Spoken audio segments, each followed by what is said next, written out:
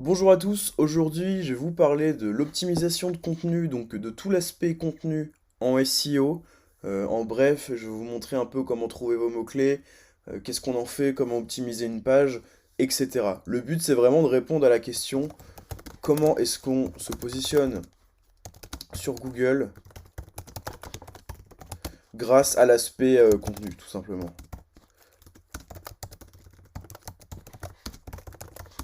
Voilà. Précédemment, on a déjà vu un petit peu comment faire un audit technique, quels points regarder et en quoi ça jouait sur le référencement naturel, autrement dit SEO. Là, ça va vraiment être focus contenu. Du coup, si on devait résumer ça, si on devait résumer les principales étapes, tout simplement, la première, ce serait déjà de trouver des mots-clés à cibler. Donc c'est ce qu'on va appeler tout simplement l'étude de mots-clés ou analyse sémantique, ça dépend. Moi j'appelle ça étude de mots-clés. Du coup, comment est-ce qu'on va faire pour ça? On va utiliser globalement des logiciels qui vont nous donner des volumes de recherche.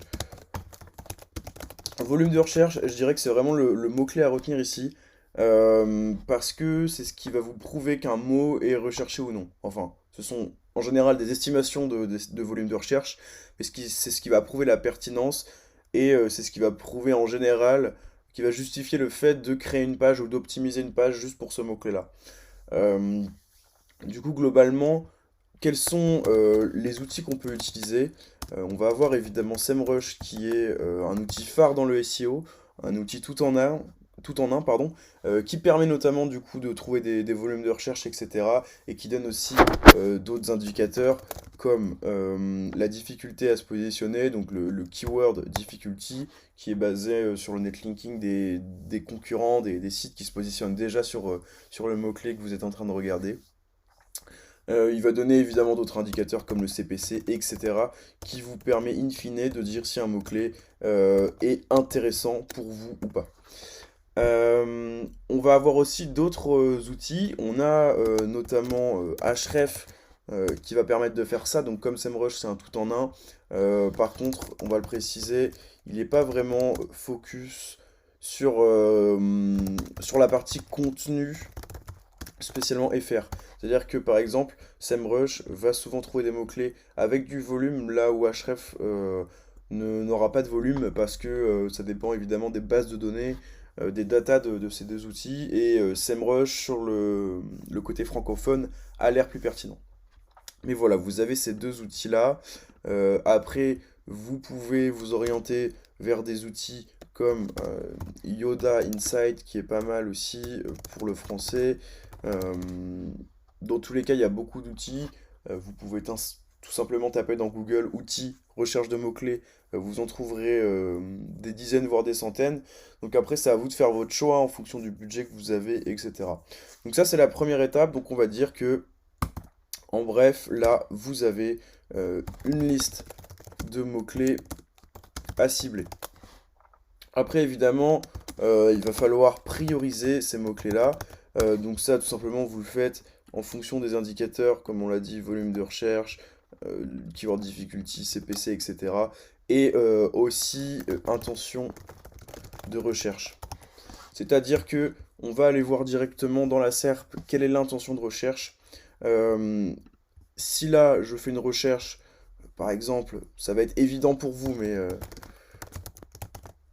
comment réparer une voiture?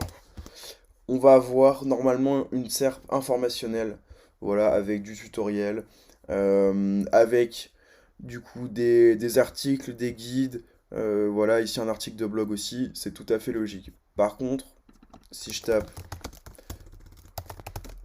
acheter une voiture, là, on va être beaucoup plus sur du business. C'est des homepages qui rankent, des landing pages optimisées, etc.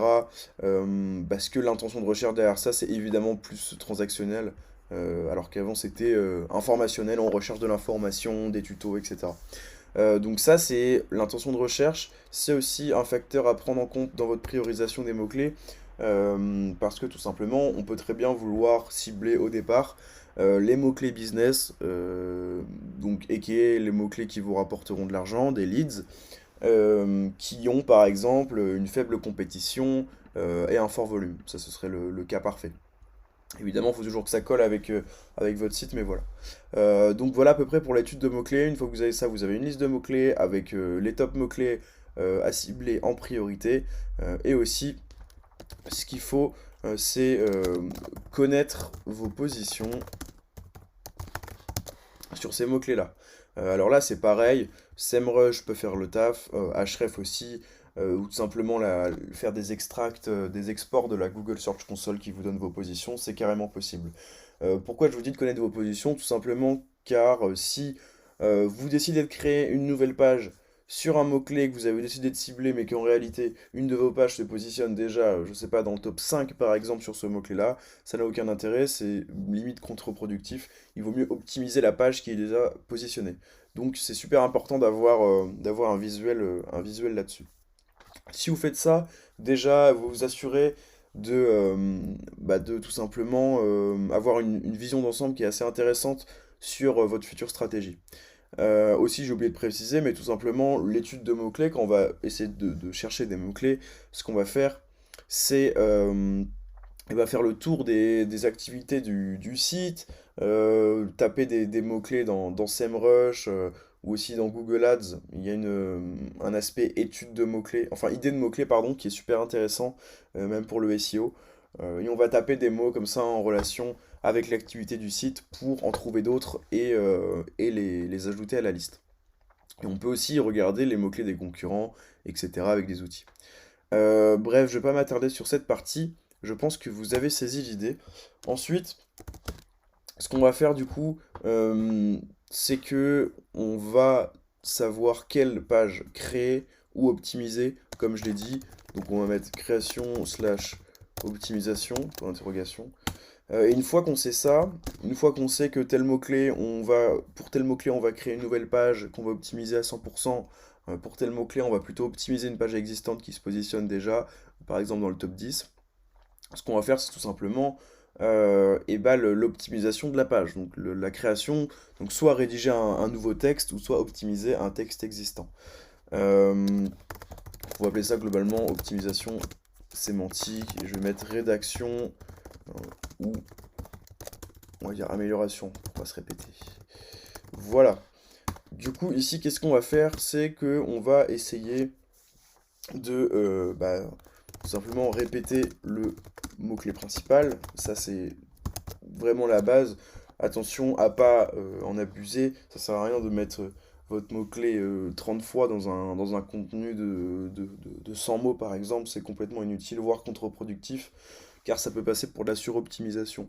Par contre, il faut s'assurer de le répéter à minima dans des endroits intéressants comme la title, comme le H1, comme dans certaines balises strong, histoire de donner de l'importance à ce mot-clé principal. Et évidemment, après, ce qu'il va falloir regarder en plus de ça, ça va être tout le champ lexical, donc les mots-clés autour de ce mot-clé principal. Donc une fois qu'on a fait ça, on a aussi, je vous parlais tout à l'heure de l'intention de recherche, on a aussi cette notion qui revient, c'est vraiment de se demander est-ce que actuellement le contenu que j'écris ou que j'optimise, ou le contenu existant, répond à l'intention de recherche. Donc pour ça, vous pouvez directement aller voir vos concurrents, voir ce qu'ils font, voir à quelles questions ils répondent au sein de leur article respectif, et voir si vous aussi vous répondez ou non à ces questions. Donc je vais le rajouter, intention de recherche. Ça pour moi c'est vraiment la priorité, beaucoup plus que des facteurs comme le nombre le nombre de mots moyens des concurrents, etc. C'est quelque chose qu'on peut regarder, mais bon, globalement, c'est pas ça qui va déterminer si vous allez être positionné ou non sur une requête. Donc je pense qu'à partir de là, vous avez quand même une bonne base pour le contenu. Évidemment, on va mettre bonus. Le bonus dans tout ça, ça va être le maillage interne plus les backlinks, tout simplement, qui peuvent donner du poids à la page que vous créez ou que vous optimisez. Le maillage interne, c'est bien par exemple, si on optimise une page A, de faire des liens vers cette page A qui vont être sur des encres, on va dire exact, donc qui cible exactement qui est tout simplement le mot-clé que vous ciblez, euh, ou, euh, ou semi-optimisé, enfin bref, une encre optimisée sur un mot-clé stratégique qui, si possible, a du volume et qui représente bien la page de destination que vous optimisez. Là où pour les backlinks, on va plus faire du semi. Je dis bien, c'est en règle générale, hein, parce que ça dépend, c'est à chaque fois au cas par cas, etc. Mais on va plus être sur du semi-optimisé, voire non opti tout simplement. Euh, voilà pour ça. Je pense que là on est vraiment pas mal. Si vous avez des questions, n'hésitez pas à me les poser. Moi j'y répondrai avec plaisir, que ce soit sur LinkedIn ou en commentaire sur YouTube. N'hésitez pas évidemment à vous abonner et à mettre la petite cloche. Ça fait plaisir et surtout ça vous tient au courant dès qu'une nouvelle vidéo sort. Si ces contenus vous intéressent, ce serait bête de rater ça. Je pense que globalement je partage quand même pas mal de valeurs et de tips actionnables étant donné la gratuité des contenus que je fais. Je sais pas non plus si ces cours vont rester gratuits indéfiniment. Mais voilà. Et ben, je vous souhaite de passer une bonne journée et je vous dis à la prochaine.